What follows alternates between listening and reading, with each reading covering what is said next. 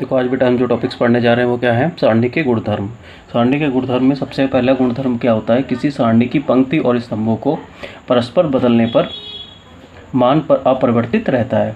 परस्पर बदलने पर मान क्या रहता है, अपरिवर्तित रहता है। जैसे आपको एक एग्जांपल्स मैं देता हूँ, जैसे आप यहाँ से समझ जाओ, जैसे मेरे पास कोई मैट्रिक्स है, डिटर्मिनेंट है,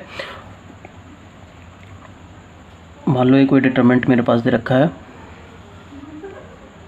A1 B1 C1, A2 B2 C2, A3 B3 C3।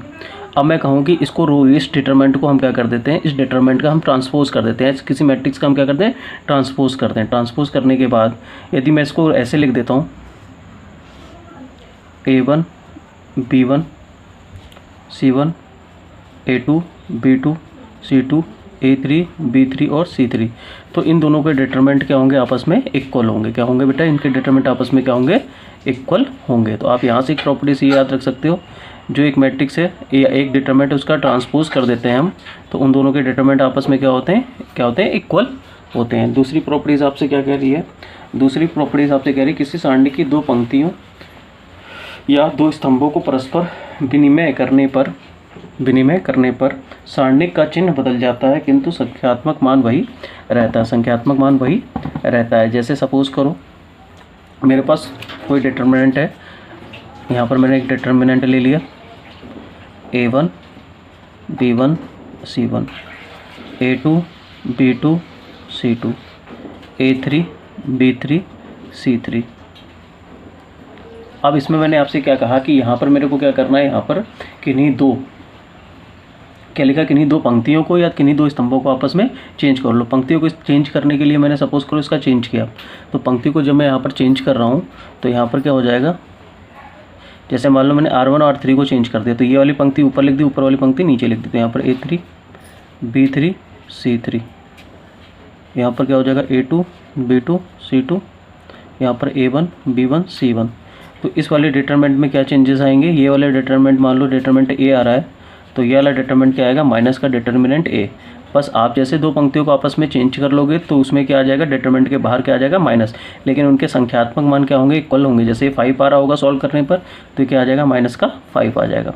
ऐसे कॉलम को आप चेंज कर लो, मान लो किसी दो कॉलम को आपस में इंटरचेंज कर दिया, ये कॉलम आपने इधर लिख दिया, ये इधर लिख दिया, फिर आपने उसको चेंज करके लिखा तो भी क्या होगा, उसमें कोई चेंजेस नहीं आएगा, उसके संख्यात्मक मान सेम रहेंगे, बट क्या आ जाएगी, वैल्यूज़ में पहले माइनस चिन्ह आ जाएगा। तीसरा क्या कह रहा है बेटा, इसमें तीसरी प्रॉपर्टीज़ आपसे कह रहा है, यहाँ पर ध्यान से समझो। तीसरी प्रॉपर्टीज़ में लिखा हुआ है आपका, तीसरी प्रॉपर्टीज़ में लिखा हुआ है किसी सारणी में दो पंक्तियों एक समान होने पर सारणी का मान शून्य हो जाता है। जैसे मान लो कोई डिटरमिनेंट दे रखा है 3/3 का, इसमें मैं दो पंक्तियाँ, दो यहाँ पर लिखा है किसी सारणी की दो पंक्तियाँ दो स्तंभों को, तो उसका मान क्या हो जाता है, सेम होने पर क्या हो जाता है, 0 हो जाता है। आप कैसे भी सेम बना लो, जैसे मान लो मैंने यहाँ A1 A2 A3 लिख दिया, यहाँ पर भी A1 A2 A3 लिख दिया, यहाँ पर मान लो यहाँ कोई भी लिख दे रहा हूँ, A3 B3 और C3 लिख दे रहा हूँ। तो देखो यहाँ पर दो पंक्तियाँ हैं, ये पंक्ति और ये पंक्ति क्या हो गई, सेम हो गई। तो ये जैसी सेम होगी तो इस पूरे डिटरमिनेंट की वैल्यूज़ क्या हो जाएगी, 0। क्या हो जाएगी, 0। तो यहाँ पर तीसरी प्रॉपर्टी ये कह रहा है किसी सारणी में दो पंक्तियों या दो स्तंभों को एक समान होने पर सारणी का मान क्या हो जाता है, शून्य।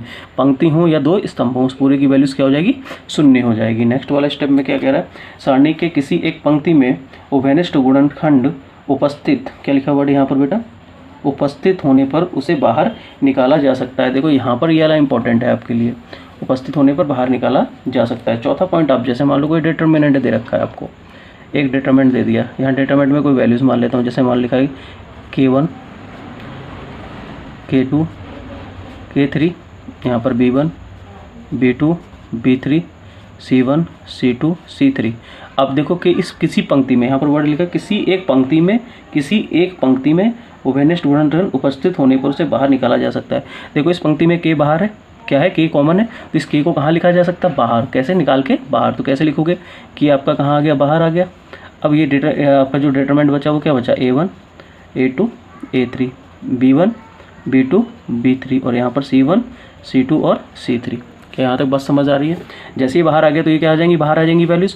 ऐसे ये किसी भी पंक्ति में हो या किसी भी कॉलम में हो तो आप ऐसे लिख सकते हो। यहाँ पर एक तरीका और है लिखने का, जैसे मान लो मेरे पास कोई सारणिक दे रखा है, किसी पंक्ति या कौन रो में हो तो आप निकाल ही सकते हो। मान लो मेरे को एक डिटरमिनेंट दे रखा है, तो मैं डिटरमिनेंट में क्या क्या कर सकता हूँ ध्यान से समझो।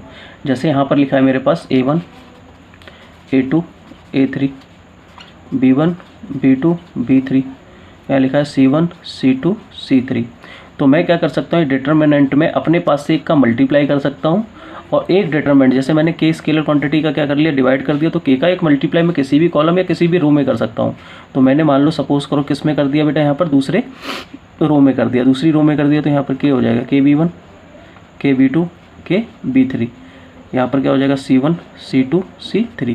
तो एडजस्टमेंट में किसी भी तरीके से कर सकता हूँ, उस पर कोई इफेक्ट नहीं पड़ेगा। तो आपकी ये 4 प्रॉपर्टीज़ हो गई। 2-3 प्रॉपर्टीज़ मैं बोल रहा हूँ, आप लिख लो और उनको मैं आपको मैथमेटिकली समझा देता हूँ कैसे होंगी। जैसे आपकी कितनी हो गई, 4 हो गई बेटा। 5वीं प्रॉपर्टीज़ क्या रखा है, किसी सारणी की 2 पंक्तियों के अवयव एक दूसरे के संगत समानुपाती हों तो सारणी का मान 0 होता है। आपकी प्रॉपर्टी नंबर 5 मैंने क्या पढ़ी बेटा, फिर से सुनो। किसी सारणी की 2 पंक्ति या 2 स्तंभ के अवयव एक दूसरे के संगत समानुपाती हों तो सारणी का मान क्या होता है, 0। जैसे सपोज करो यहाँ पर हमारे पास एक सारणिक है, यहाँ पर A1 A2 A3 B1 B2 B3, यहाँ पर K A1 K A2 K A3 A3। ठीक, अब मैं कहूँ इस सारणी का मान क्या होगा, आप कहोगे 0 होगा, क्योंकि आपको पता है एक कांस्टेंट क्वांटिटी क्या है यहाँ पर के तो आ जाएगी डिटरमिनेंट से, कैसे आ जाएगी, बाहर आ जाएगी। जैसे ही बाहर आ जाएगी तो आप क्या करोगे, कांस्टेंट नंबर से ही, तो ये इसके क्या समानुपाती तो हो रहा है, तो आप क्या लिखोगे, ये A1 हो गया, ये A2 हो गया, ये A3 हो गया, ये B1 हो गया, ये B2 हो गया, ये B3 हो गया। तो यहाँ क्या बचा, A1 A2 और A3, तो ये दोनों क्या हो गए, सेम हो गए। तो पूरे डिटरमिनेंट की वैल्यूज क्या हो जाएगी, 0। क्या हो जाएगी, 0। ये हो गई आपकी 5वीं प्रॉपर्टीज़। प्रॉपर्टी नंबर 6 देखो, इन प्रॉपर्टीज़ का यूज़ होता है बेटा क्वेश्चनों में, इसलिए उसे बहुत ध्यान से समझ लीजिए। प्रॉपर्टी नंबर 6 क्या कह रही है, उसको देख लो। प्रॉपर्टीज़ नंबर 6 प्रॉपर्टीज़ आपसे कह रही है कि आपको क्या करना है, यदि किसी सारणी की किसी पंक्ति या स्तंभ के प्रत्येक अवयव 2 राशियों के योगफल के रूप में हो तो इसे उसी कोटि के 2 सारणिक के योग के रूप में लिखा जा सकता है। जैसे एग्जाम्पल से समझो, कैसे भी आप लिख सकते हैं, उसको ध्यान से समझो। मान लो यहाँ पर लिखा है A1 + X, दूसरा लिखा है A2 + Y, फिर लिखा है यहाँ पर A3 + Z, यहाँ लिखा है B1 B2 B3 C1 C2 C3 equal to, इसको कैसे चेंज किया जा सकता है बेटा, तोड़ के। यहाँ पर A1 हो गया, A2 हो गया, A3 हो गया, यहाँ पर हो गया B1 B2 B3 C1 C2 C3 plus, अब यहाँ पर क्या लिखना है आपको नेक्स्ट वाली लाइन में, एक बार तो डिटरमिनेंट इसी सेम ऑर्डर में, क्योंकि ये भी 3/3 का, ये भी 3/3 का, हमने तोड़ दिया। अब आपने प्लस करके पहले इस वाले एलिमेंटों को लिख दिया, अब जो बच के उन वाले एलिमेंटों को हम तोड़ के लिख सकते हैं। X Y Z B1 B2 B3 C1 C2 C3, ये भी आपकी क्या होगी, प्रॉपर्टी नंबर 6। अब ये किसी के साथ भी हो सकता है, मान लो कॉलम वाइज है तो भी ऐसे तोड़ लेंगे, रो वाइज है तो भी ऐसे तोड़ लेंगे।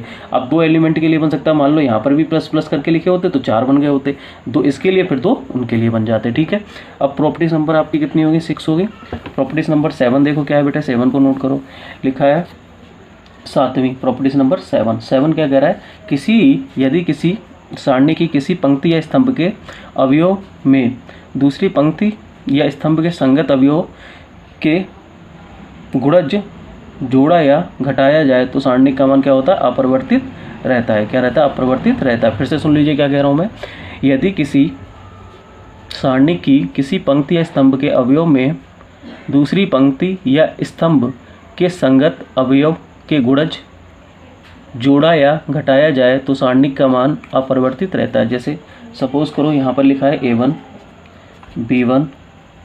B1 या A2 A3 B1 B2 B3 C1 C2 C3 equal to, अब यहाँ पर संगत कैसे जोड़ने का मतलब क्या कहना चाह रहा है कि 2 पंक्ति या 2 स्तंभों को, जैसे मान लो ये पंक्ति एक स्तंभ है, दूसरा स्तंभ है, इनको जोड़ के ऐसे लिख सकता हूँ मैं, A1 + K A2 किसी कांस्टेंट से मल्टीप्लाई करके, यहाँ मान लो B1 + K B2 + C1 + K C2, यहाँ पर लिखा A2 B2 C2 A3 B3 C3। अब यहाँ पर हमने किसी कांस्टेंट नंबर से मल्टीप्लाई करके 2 को क्या कर लिया, हमने कॉलम्स को ऐड कर दिया, तो भी उनके डिटरमिनेंट पे कोई इफेक्ट नहीं पड़ेगा। यही मैंने आपको इसमें लिखवाया हो कि इसके गुणों से जोड़ा जाए तो सारणी का अपरिवर्तित रहती है। अभी आप किसी के साथ भी कर सकते हो, तो मैंने 2 के लिए लिखा है, किन्हीं 2 को ले लो, इसको ले लो, कोई कांस्टेंट के साथ किन्हीं 2 रो को ले लो, आप कैसे भी उसको लिख सकते हो, ये भी एक प्रॉपर्टीज़ होती है। अब इसके बाद एक सबसे लास्ट प्रॉपर्टीज़ क्या है, यदि आपके पास क्या दे रखा है, यदि किसी सारणी के एक पंक्ति या स्तंभ का प्रत्येक अवयव शून्य होने पर सारणी का मान क्या हो जाता है, 0 हो जाता है। मान लो कोई सारणी के 3/3 की, यहाँ पर प्रत्येक अवयव 0 हो गया, ये कुछ भी हो जाए, b1 b2 b3 c1 c2 c3, तो पूरे की वैल्यूज़ क्या हो जाएगी, 0। एक प्रॉपर्टीज़ आपको ये याद रखनी है। आपकी जितनी प्रॉपर्टीज़ मैंने 8 प्रॉपर्टीज़ आपको बताई, इन 8 प्रॉपर्टीज़ को आप ध्यान से समझ लो, इनके बेस पे क्वेश्चन बहुत आसानी से हम कर सकते हैं। ठीक है, आज के लिए बस इतना ही।